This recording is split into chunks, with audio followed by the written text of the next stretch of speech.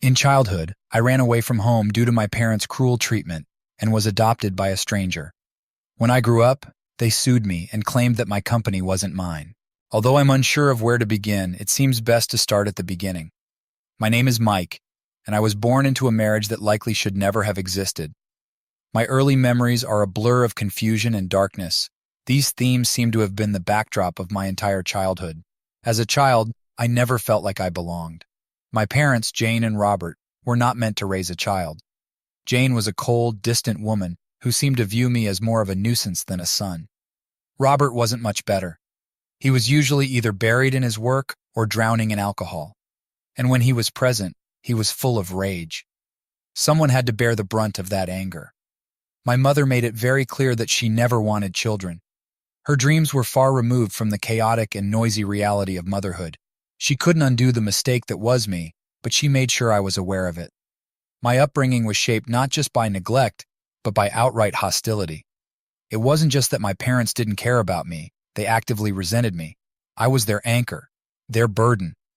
My earliest memories are filled with objects being thrown, shouting matches, and spending nights curled up under my bed, trying to escape the storm brewing in the next room.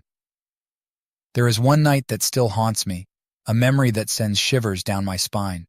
I must have been around 4 or 5 years old, and I did something, though I can't recall what made them furious.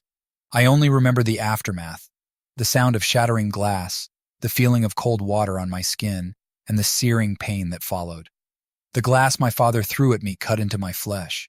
I cried not just from the pain but from the shock. My mother didn't rush to help, she just looked at me with disgust. "Stop crying," she sneered.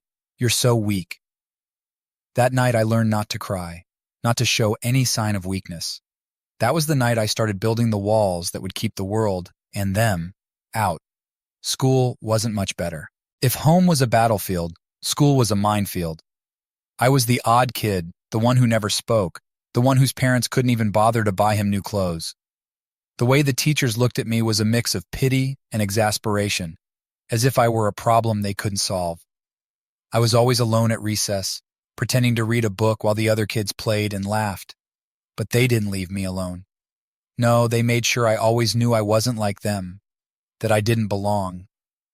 One kid in particular, Billy, seemed to take it upon himself to make my life as miserable as possible. He was bigger and stronger than me, and he knew how to use it. It started with the usual things, name-calling, shoving me in the hallways, but it quickly escalated. After school, he would corner me and taunt me, daring me to fight back. But I never did. What else could I do but take it? Then there was that day when Billy decided to raise the stakes. I think it was a Thursday. He and his gang cornered me in the bathroom again, but this time, he didn't just push me or call me names. This time he pulled out a lighter. "Want to see something cool?" he asked with a grin. I didn't answer. I just stood there, frozen, as he flicked the lighter on and off. The small flame flickered in the dim light, sending a chill down my spine. "Scared, Mikey?" he sneered. "Gonna cry?" I didn't cry. I didn't say a word, but inside I was screaming. Suddenly he lunged at me, grabbing my arm and bringing the lighter dangerously close to my skin. I felt the heat, the pain, but I didn't fight back. I just stood there, waiting for it to be over. When he finally let go, I ran. I ran all the way home, my arm raw and burnt. But when I got there, no one was home, no one cared. Not even my parents noticed. Billy wasn't the only one. There were other kids, other teachers who made my life a nightmare. I was the punching bag, the scapegoat. One teacher in particular, Mrs. Simmons, seemed to take pleasure in humiliating me more than others. She would call on me in class, knowing I didn't know the answer, and then mock me when I got it wrong. "You're never going to amount to anything, Mike," she would say with disdain. "Why do you even bother coming to school?" I had no response. I didn't have a response for anyone. I was just trying to survive. But the wounds weren't just physical or emotional. It was the secrets that hurt the most. The things that happened in the dark, when no one else was around. The things I couldn't tell anyone, even if I wanted to. There was a man my parents knew. He would come over sometimes, usually when my father was too drunk to care. He would take me down to the basement, away from prying eyes, and do things to me that no child should ever experience. I tried to tell my mother once. I told her what he made me do, but she didn't believe me. She slapped me across the face and told me to stop making up stories. I never tried to tell anyone again after that. I learned to blend in, to keep my head down, to keep my mouth shut. I became a ghost in my own life, unseen. The only way I could survive was to stop caring, to stop feeling.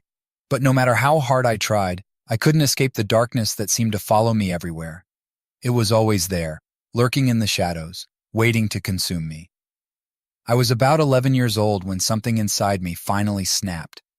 I came home from school after yet another fight with Billy, bruised and bleeding. My mother was sitting in the living room watching TV and smoking a cigarette. I tried to sneak past her, hoping she wouldn't notice me, but she did. "What the hell happened to you?" she demanded, her voice sharp and cold. "Nothing," I mumbled, keeping my eyes down. "Don't lie to me," she snapped. "Who did this to you?" I didn't answer. I just stood there staring at the floor, my hands clenched at my sides. "I'm talking to you, Mike," she screamed, grabbing my arm and yanking me around to face her. I don't know what came over me. Maybe it was the years of abuse, the constant pain, the humiliation. Maybe it was just the sight of her, so cold and unfeeling, that pushed me over the edge. But I lost it in that moment. I pushed her, hard. For a moment, I thought I had won as she staggered back, shock on her face. But then her expression changed, and I knew I had made a terrible mistake. She came at me, fists flying, screaming that I was worthless, that she wished I had never been born, that I was a mistake. She beat me, called me every name she could think of, but I didn't fight back. I just let her hit me. I didn't care anymore. When she finally stopped, too exhausted to continue, she just stood there panting, her eyes filled with a mix of anger and something that looked like fear. "Get out of my sight," she hissed. "I never want to see you again." I didn't argue. I just turned and left the house, walking out into the cold night. I didn't know where I was going, but I knew I couldn't stay. I wandered for hours, my body aching, my mind numb. I eventually found myself at the park, the one place I had always felt safe. It was late and the park was empty, the playground bathed in the dim light of the moon. I sat on the swings, staring up at the sky, wondering how my life had come to this. How had I become so lost, so broken? Was there any way out of the darkness, or was I doomed to live my life in the shadows? I don't know how long I sat there, lost in thought. But eventually I heard footsteps behind me. I turned, expecting to see a stranger, but it was Billy. He approached me, alone, a smug grin on his face. I didn't move. I just sat there, waiting to see what he would do. He stopped in front of me and sneered. "You look like crap, Mike. What's the matter? Did your parents finally have enough of you?" I didn't answer. I just stared at him, my eyes empty, my heart hollow. He must have seen something in my face that made him pause, because he didn't hit me. He just stood there, staring at me, his grin fading. "You're pathetic," he muttered, shaking his head. "You're not even worth it." Then he turned and walked away, leaving me alone in the darkness. I don't know how long I stayed there after he left. Maybe hours. But eventually I got up and started walking again, with no destination in mind. I ended up at the train tracks, on the edge of town. I stood there, staring at the tracks, wondering if it would be easier just to end it all, to step onto the tracks and let the train take me away from all the pain and the darkness. But I didn't do it. There was a small spark of life left in me, something that kept me from taking that final step. So I turned away from the tracks and started walking back home. When I got there, the house was dark and quiet. My parents hadn't waited up for me, or maybe they just didn't care enough to. I tiptoed inside, careful not to make a sound, and went to my room. I lay on my bed, staring up at the ceiling, my mind racing. I didn't cry. I didn't feel anything. I was just empty.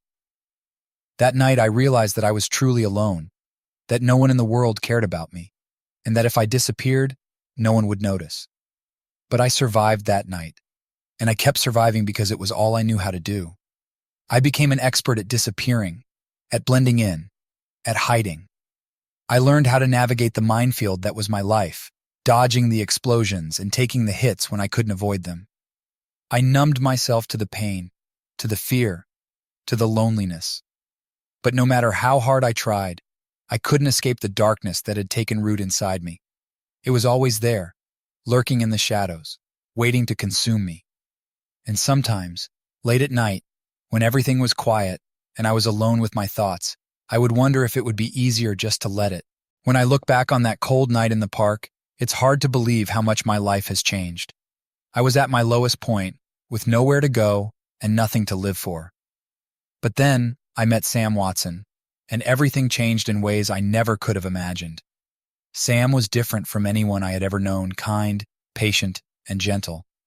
He didn't push or pry, but he showed me a kindness and understanding that I had never experienced before.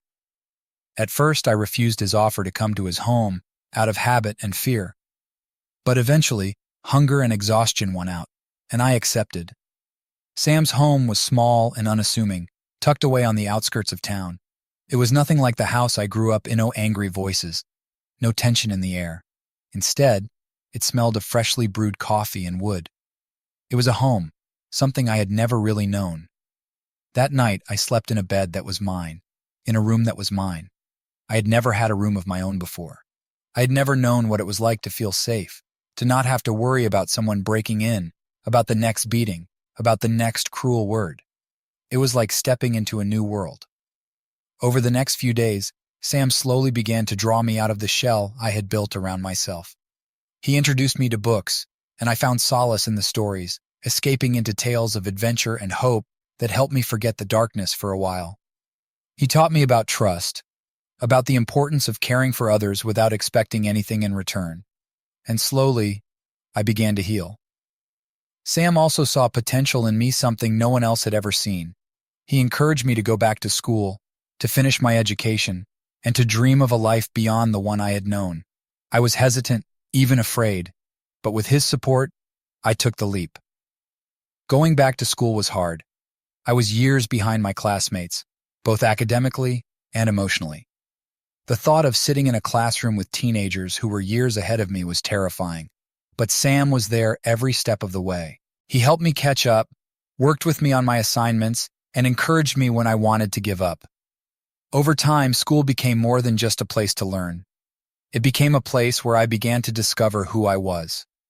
In my senior year, I met Jessica and Tyler, who would become my closest friends. Jessica was bright and full of energy, with a smile that could light up a room. Tyler was quieter, but loyal and kind. They were the first people my age who saw me as a friend, not as an outsider or a freak.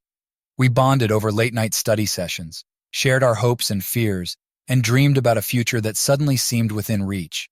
For the first time, I allowed myself to believe that maybe, just maybe, I could have a future worth living. At 15, I officially became Sam's adopted son. I still remember the day we went to court together. When the judge asked if I wanted Sam to be my father, I nodded, my heart pounding in my chest.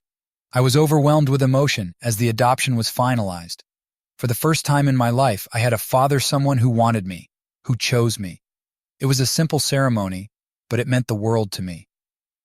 After graduation, Jessica, Tyler, and I decided to go to college together. We spent months preparing, visiting campuses, filling out applications, and planning for the future. When we were all accepted to the same university, it felt like a dream come true. University was a fresh start, a place where no one knew my past. I threw myself into my studies, determined to succeed. But college also brought new challenges, ones I hadn't anticipated. At first, everything seemed perfect. Tyler and I shared a dorm, and Jessica lived just down the hall. We took classes together, joined clubs, made new friends. It felt like the world was ours. But as the semesters passed, the pressure began to build. There were the late nights, the endless assignments, the constant stress of trying to keep up. Most people were supportive, but there were others who saw me as an easy target. It started with small things, snide comments here and there, jokes about my background, about how I didn't fit in. I tried to ignore them, focusing on my friends and my studies. But the comments kept coming, and with each passing week, they grew more vicious. There was a group of students who seemed to take pleasure in making my life difficult.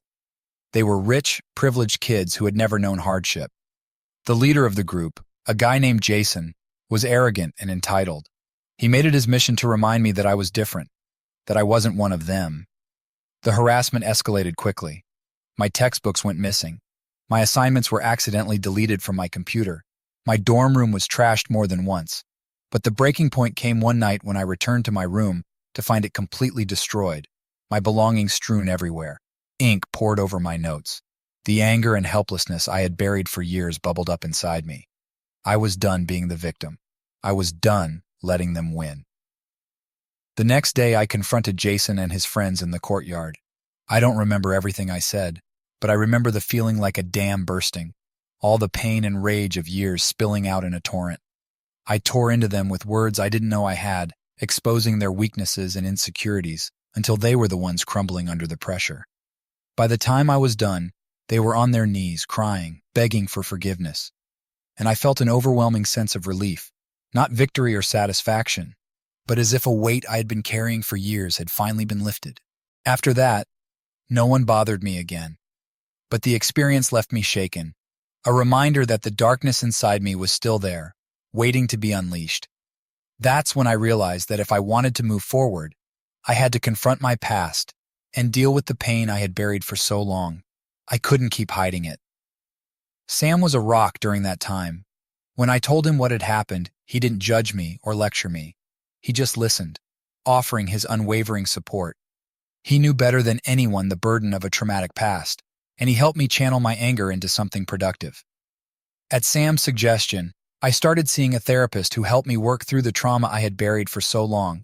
It wasn't easy, and there were days when I wanted to give up, but slowly I began to heal. I learned to control my emotions, to forgive myself, to let go of the anger that had defined me for so long. University wasn't all bad, though. There were moments of pure joy, of laughter and happiness that I had never experienced before. Jessica, Tyler, and I became inseparable, our bond growing stronger with each passing year. We supported each other through our struggles, celebrated each other's successes, and dreamed about the future we would build together. In our senior year, we all started thinking seriously about our futures. Jessica landed an internship at a prestigious newspaper, fulfilling her lifelong dream of becoming a journalist. Tyler, who had a passion for technology, began working on an app that quickly attracted investors. As for me, I had discovered a love for finance, channeling my need for structure and control into something positive. As graduation approached, we started making plans. We found a small apartment in the city and decided to live together while we figured out our next steps. It wasn't much, but it was ours, and it felt like the start of something new and exciting. Graduation day was surreal. As I walked across the stage to receive my diploma, I had never felt such a sense of pride. I had made it. I had survived everything life had thrown at me and come out the other side stronger, more resilient, and ready to face the world. After graduation, things moved quickly. Jessica's internship turned into a full-time job, and she quickly gained recognition as an up-and-coming journalist. Tyler's app took off, attracting significant investment, and he started his own software company. As for me, I joined a top financial firm, throwing myself into the work with a passion I never knew I had. But life after college wasn't without its challenges.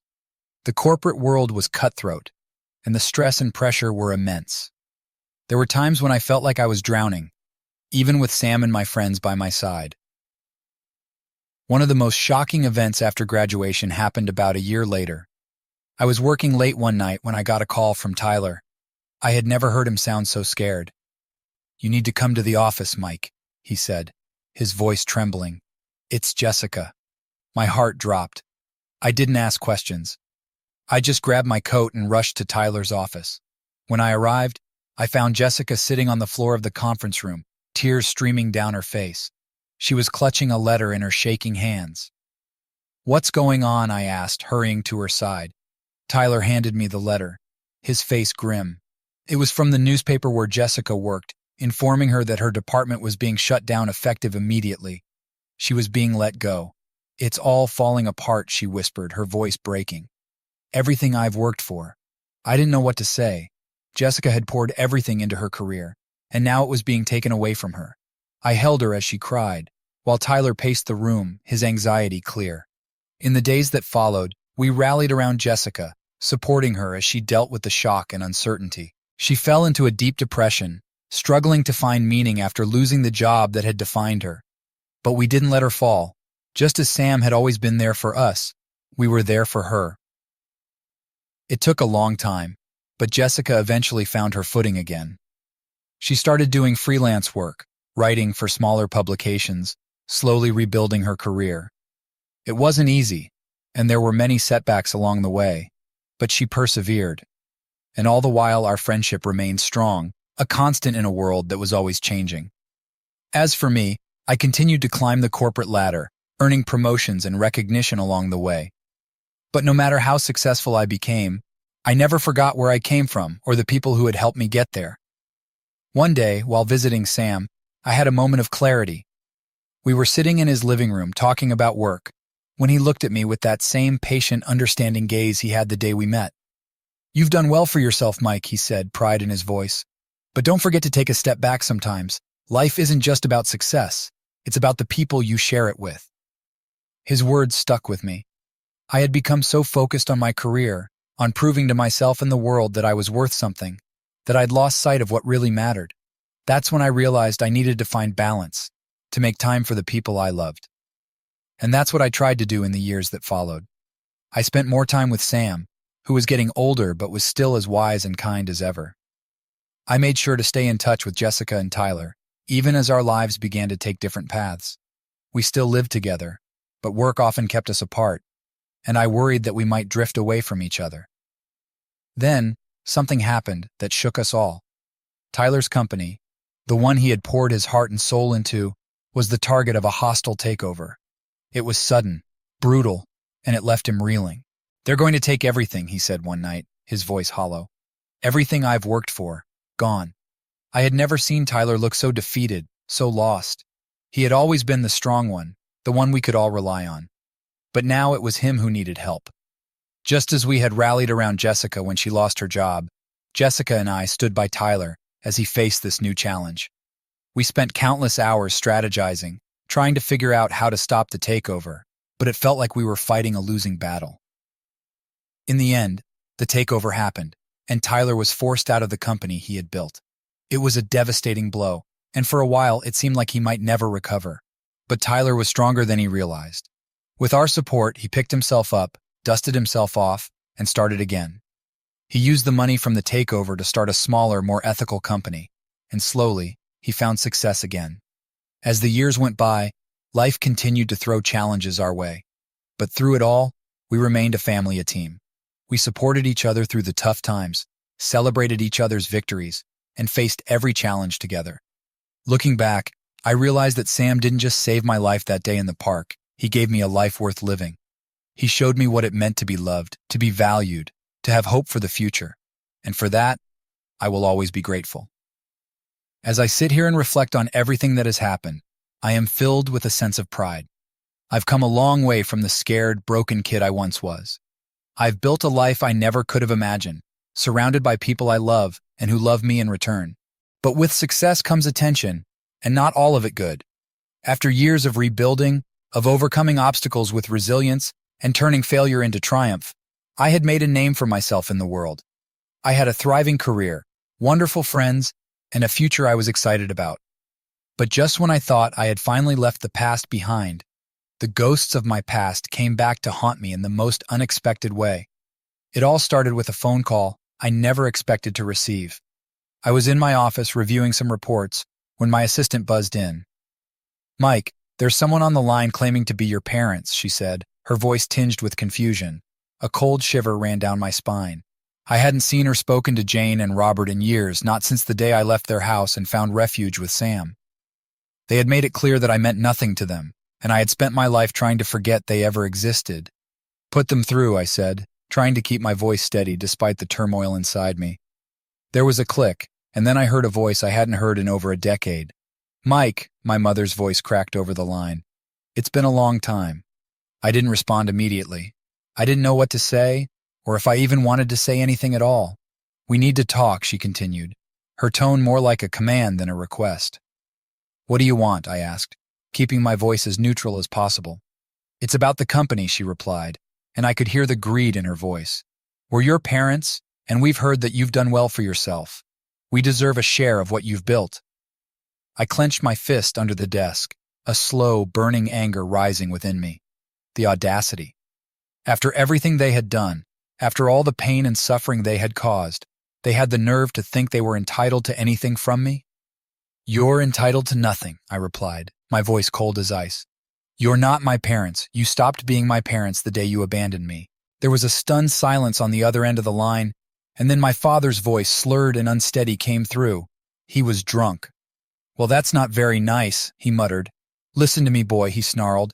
"We raised you. We fed you, clothed you, put a roof over your head. You owe us." I could feel my anger rising, the memories of every insult, every beating flashing through my mind. "You didn't raise me," I shot back. "You abused me. You neglected me. You are nothing to me." There was a brief silence, and then my mother's voice returned, this time with a hint of venom. "We'll see about that," she hissed. "We'll see what the courts have to say. You can't just walk away from your family, Mike. We're going to get what we deserve, and you owe us." The line went dead, and I sat there, seething with anger and disbelief. I had always known my parents were toxic, but this was a new low, even for them. I tried to ignore the issue for a few days, focusing on my work and the life I had built. But a week later, an official letter arrived, cold, impersonal, and threatening. My parents were suing me for a share of my company, claiming they were entitled to a portion as my biological parents. It was then that I realized this wasn't going away. They weren't just after my money. They wanted to drag me back into the darkness, to tear down everything I had worked so hard to build. But I wasn't that scared, helpless kid anymore. I wasn't going to let them win. The first step was to get a good lawyer. I knew exactly who to call. I had made enough connections over the years. I reached out to Sarah Johnson, a tough, no-nonsense attorney with a reputation for being ruthless in the courtroom. We had met a few years earlier at a charity event, and I knew she was the person I needed in my corner. Sarah was tall and commanding, with a presence that demanded attention.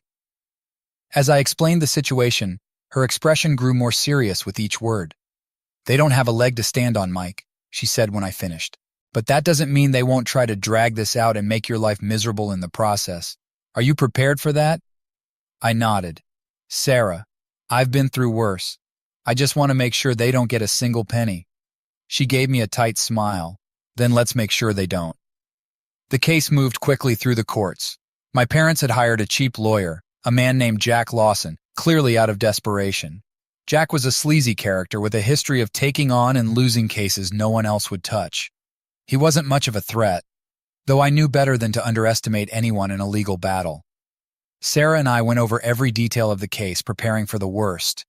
She helped me gather evidence from my childhood, old police reports, medical records, even statements from neighbors who had witnessed the abuse. It wasn't easy to dredge up those memories, but I knew it was necessary if I wanted to win. We also took a calculated risk. Sarah made Jack an offer. It was more of a bribe, really, though we didn't call it that. The deal was simple. If he agreed to deliberately botch the case, we would compensate him. Considering his reputation and the likely meager pay my parents were offering, it didn't take much to convince him. "Are you sure this is the right move?" I asked Sarah, feeling uneasy about the plan. "Mike, this isn't about justice," she replied, her gaze steady. "It's about winning. If this means the difference between losing everything and keeping what's rightfully yours, it's worth it." With Jack on our side, the trial became less of a battle and more of a formality. But that didn't make it easy. Walking into that courtroom, seeing my parents sitting there, smug and confident, was like reliving a nightmare. Their faces were lined with bitterness, but their eyes still held the same hatred I remembered from my childhood. The judge was a woman named Judge Amelia Brooks, known for her no-nonsense approach and impartiality. She was in her early 60s, with sharp eyes and silver hair pulled back in a neat bun. From the moment she entered the courtroom, I knew she wouldn't tolerate any nonsense. Jack opened the trial by presenting my parents' case. It was pathetic, really. He stumbled over his words, presented no compelling evidence, and even contradicted himself several times. It was clear he was phoning it in, and Judge Brooks' patience was wearing thin. When it was Sarah's turn, she took command of the courtroom with the same firm presence she had in her office. She laid out the evidence of my parents' abuse and neglect with startling clarity, methodically presenting the facts. She didn't hold back, detailing the physical and emotional trauma I had endured, the nights I spent in fear, the years of psychological torment. As she spoke, I watched the smug expressions on my parents' faces slowly fade. They hadn't expected this. They had thought they could bully and intimidate me just as they had when I was a child. But now the truth was out, and everyone could see it. When Sarah called me to the stand, I felt an odd sense of calm wash over me. This was my moment, my chance to finally tell my story, to face the people who had tried to destroy me. I took a deep breath and looked out at the courtroom, meeting my parents' gaze. "I'm not here for revenge," I said, my voice steady. "I'm here to tell the truth." I recounted the horrors of my childhood, the beatings, the neglect, the constant fear. I talked about the day I left, the day I found Sam, and how he had saved me from a life of despair. I told them how I had worked tirelessly to build something of my own, to make a life worth living. And then I told them why I would never give my parents a single cent of what I had earned. "They didn't raise me," I said, my voice growing stronger. "They tried to break me. They didn't care whether I lived or died. And now, after all these years, they think they can just walk back into my life and take what I've built. But they're wrong. They are not my parents. They are just people I was born to, and they are entitled to nothing." When I finished, there was a silence in the courtroom. Judge Brooks looked at me with a hint of respect in her eyes, and I felt as if a weight had been lifted from my shoulders. I had said what needed to be said, and I had no regrets. In her closing argument, Sarah left no room for doubt. "Mike owes these people nothing," she said, her voice firm and unyielding. "They abused him, abandoned him, and now they are trying to profit from his success. But the law is on Mike's side, and I trust this court will see the truth for what it is." The judge called for a brief recess before delivering her verdict. I sat in the courtroom, my heart pounding in my chest, as my parents whispered angrily to each other. I could see the fear in their eyes now. They were realizing they had misjudged me, that they were losing. When Judge Brooks returned, the courtroom fell silent. She looked at my parents with a cold, hard gaze before delivering her judgment. "After reviewing all the evidence, it is clear that the plaintiffs have no legitimate claim to the defendant's assets," she said. "The overwhelming evidence presented by the defense paints a picture of a young man who has overcome unimaginable adversity. The plaintiffs, on the other hand, have shown nothing but greed and a complete lack of remorse for their actions." Turning to me, she added, "Mike, you have shown remarkable strength and resilience in the face of adversity. This court commends you for your achievements and hopes that you can now move forward, free from the burdens of the past." And with that, she dismissed the case. It was over. I had won. But it wasn't just a legal victory. It was a personal one. I had faced my demons, stood up to my parents, and come out the other side stronger than ever. As I walked out of the courtroom, Sarah by my side, she smiled at me with genuine pride. "You did great, Mike," she said. "I'm proud of you." I nodded, feeling a sense of closure that I hadn't expected. "Thanks, Sarah. I couldn't have done it without you." Outside the courthouse, I caught one last glimpse of my parents.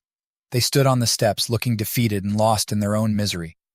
For a brief moment, I felt a pang of pity for them, but it was fleeting. They were finally facing the consequences of the choices they had made. I didn't say anything to them as I walked past. I didn't need to. I had said everything I needed to in that courtroom. The victory was bittersweet, but it was a victory nonetheless. I returned to my life, to my friends, to the career I had spent my life building, and for the first time, I felt like I could finally put the past behind me. When I got home, Sam was waiting for me, his eyes full of pride. He didn't say anything, just pulled me into a hug, but I knew he understood.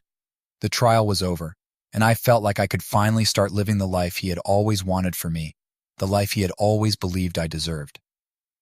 In the months that followed, I threw myself back into my work, determined to keep building the life I had fought so hard to achieve.